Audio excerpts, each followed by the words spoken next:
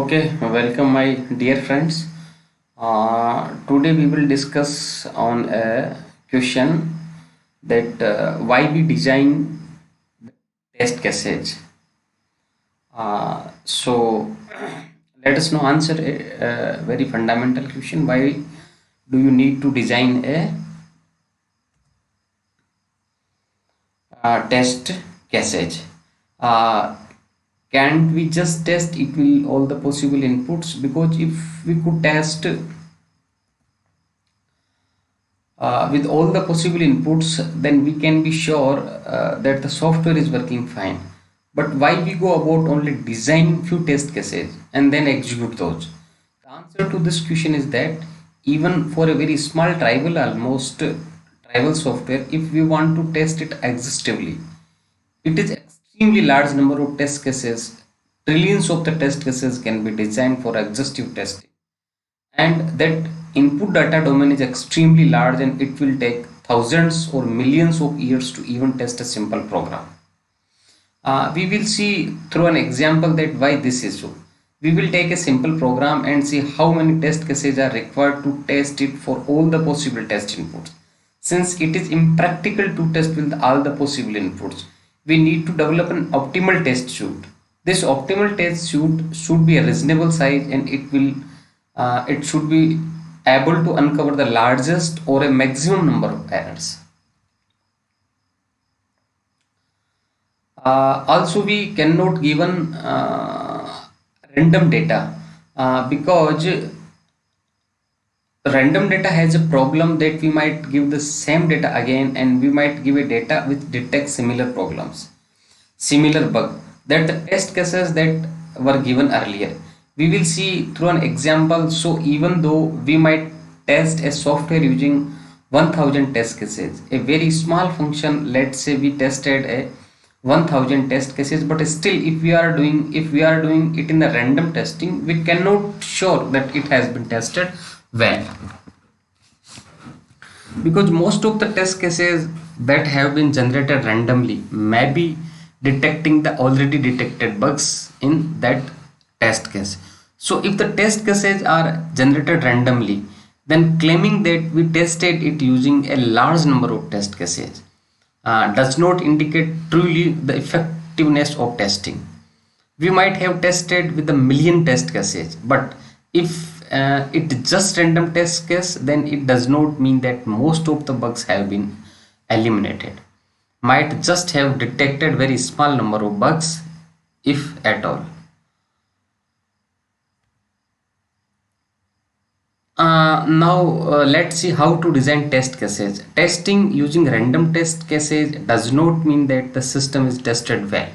Most of the problems have been uncovered. Let's convince ourselves with a small example. Let's say we have a function. Name of the function is the find max, and the parameters are two integers parameter x and y. And the function, let's say, is a trivial function. We just return the larger of the two, and the code is just two lines.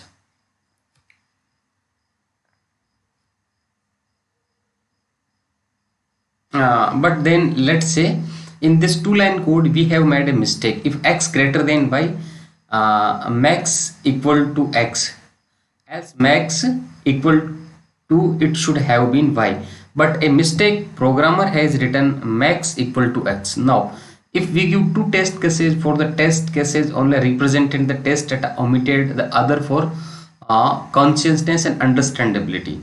Now the test should where test it with x is equal to 3 and y equal to 2. That is the first statement is executed, and x is equal to 2 and y equal to 3. That is the second statement is executed. We can detect the bug, because if x greater than y, then we should report that the max is x. Otherwise we should report max is equal to y. But then here is a bug will get exposed. But let's say we have a larger test suite where only the first statement is always executed. Even if we have 1,000 test cases like this, where x is larger than y and only the first statement executed, the bug that is there in the second statement would not be detected.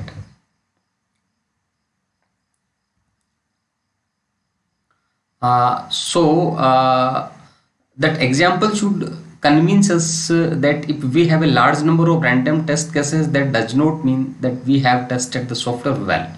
Now let's see what exactly the test plan.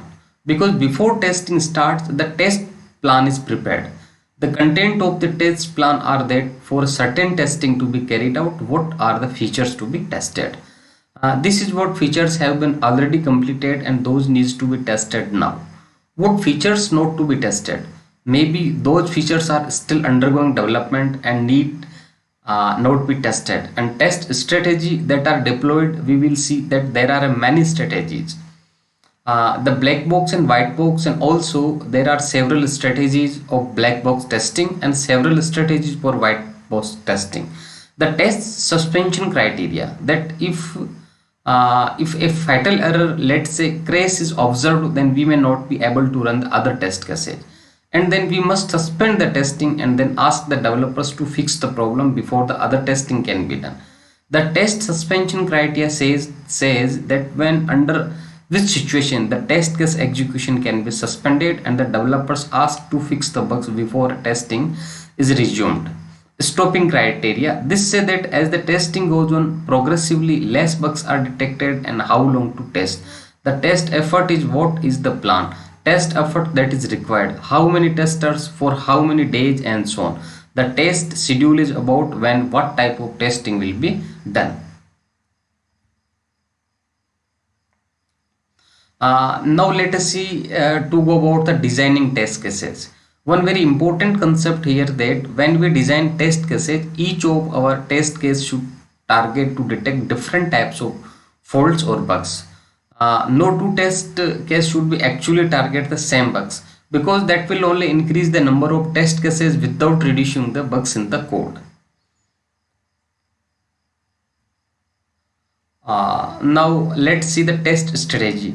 So far we have been saying that there are many test strategy and these can be considered as bug filters and so on. Now let's see at very overview level what are the test strategies. The test strategy is basically type of test to be deployed. There are many type of test strategy, as well as we will see subsequently. The white box and black box is a graph characterization of the test strategies. But then there are many type of white box strategy and many types of black box strategy. But given that there are dozens of strategies to be deployed for testing, the testers have to plan how much time should be devoted for which type of testing. We will see how to plan for the time. For the two types of testing, the black box, there are also called the usage based, because these are designed based on the customer usage data. The white box, these are guided by the result in the black box, because the black box tests are performed first. So if we find that some problems or many problems are being detected in some part of the software, we need to do more thorough white box testing on that part. And that is the reason we can say that the white box testing results are normally guided by the black box testing results. Now let's see that this is the past bug data for some software. Now let's say we are planning to develop some additional part of this software, and now how much testing we should do. Let's say from the previous one we had seen that the reviews get 10% of the bugs, unit testing get 40% of the bugs, and integration testing does about the 25%, system testing get about 15%, and the customer reported is about the 10%. Now we want to do a new release where we have developed some parts of the software. So how much we want to release it within a week, and total test hours that is available to us, because there may be 10 tester working, maybe let's say 200 hours of testing. Then for which type of testing, review, unit, integration, system, or customer reported, and how much time should be there, and how tests should be allocated for unit testing, for integration testing. It is a common sense and nothing very profound about this. Since unit testing is detecting the largest percentage of bugs, that is the 40%, we need to spend more time on the unit testing. And to be fair, we should spend 40% of the time that we had, let's 7 days and let's say 100 man hours. We should spend 40% of that doing unit test, 10% of review, 25% of integration testing, and 15% of the system testing. Now let's say we have past bug data available to us and we had upload various types of test strategies. Now let's say we have written how many bugs are detected by different test strategy. Let's say strategy 1 detected 50% of the bugs, strategy 2 30%, strategy 3 10%, and the twist were customer reported. So if we want to do a new release for the software, how much time do we plan to do different types of testing? Test techniques 1 detected 50%, technique 2 detect 30%, 3 detect 10%. Again commonplace that the test technique 1 is very effective detecting nearly half of the bug, and therefore we must spend 50% of the time doing this very thoroughly. 30% of the time for the test technique 2, and test technique 3 is not that effective, detected only 10% of the problem, so the 10% of time to that. Now let's say we have another set of data, let's say based on our unit testing. We found that the module 6 has the maximum number of bugs, module next is module 1 and module 4, and the lowest is the module 3. Now we want to have one more release of this where we have made changes different part of software. So where do we spend how much time? Again common sense is that module 6 is the one where maximum numbers of the problems are detected, so many maybe the more problems are there, and therefore we need to spend proportionately much larger time on the M6 and then M1, M4 and then M3. You need to spend the least amount of the time.